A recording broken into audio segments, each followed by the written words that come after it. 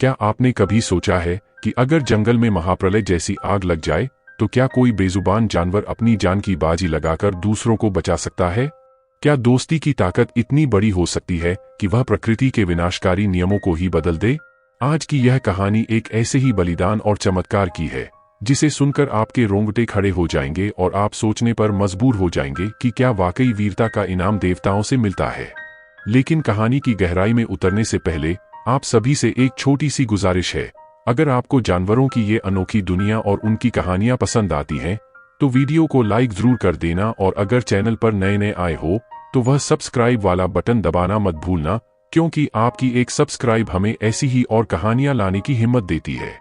दरअसल यह बात है नीलगिरी के उस प्राचीन और अनंत विस्तार वाले रहस्यमयी जंगल की, जहां सदियों से कुदरत का अपना एक अलिखित कानून चलता था।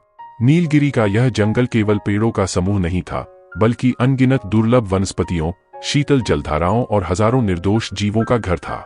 यहाँ सूरज की पहली किरणें पत्तियों के बीच से छनकर जमीन पर सोने की तरह बिछ जाती थीं। लेकिन उस मनहूस दिन हवा में एक अजीब सा भारीपन और बेचैनी थी। दोपहर का वक्त था, सूरज अपनी पूरी तपिश बिखेर ही रहा था कि अचानक जंगल के उत्तरी छोर पर सूखी घास और टहनियों की एक मामूली सी रगड़ ने ऐसी भयावह चिंगारी पैदा की जिसने देखते ही देखते पूरे परिदृश्य को एक धधकती हुई भट्टी में तब्दील कर दिया। नीले आकाश का वजूद पल भर में मिट चुका था और उसकी जगह गहरे नारंगी और स्याह काले धुएं के डरावने गुबार ने ले ली थी। जंगल के राजा शेर से लेकर नन्हे खरगोश तक हर कोई अपनी जान बचाने के लिए बदहवास होकर भाग रहा था। ऊंचे ऊंचे साल और सागौन के पेड़ सूखे तिनकों की तरह जलकर ढह रहे थे और उनके गिरने की गूंज पूरे वातावरण में साक्षात काल का मातम फैला रही थी।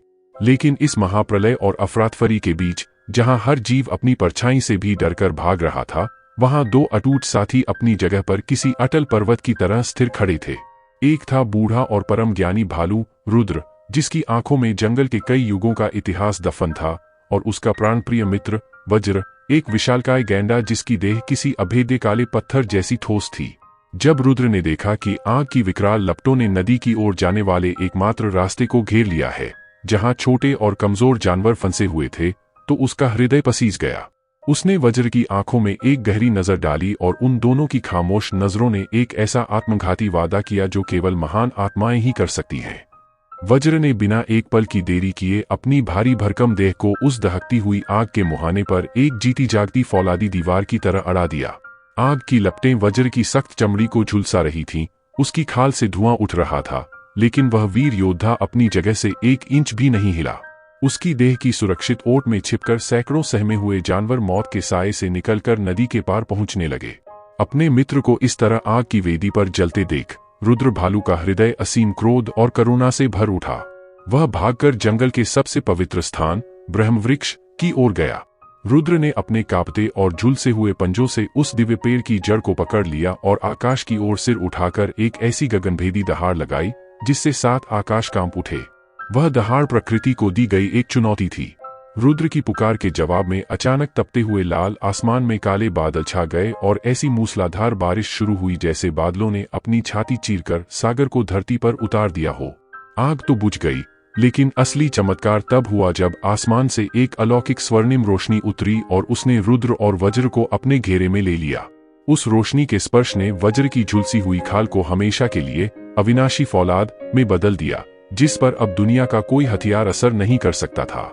वहीं भालू रुद्र के पंजों में साक्षात नीली बिजली की धारियां कौंधने लगी। वे दोनों अब नीलगिरी के जंगल के अजय रक्षक बन चुके थे। कहते हैं कि वे आज भी अदृश्य रूप में उस जंगल की सीमाओं पर पहरा देते हैं और हर मासूम जीव की रक्षा करते हैं।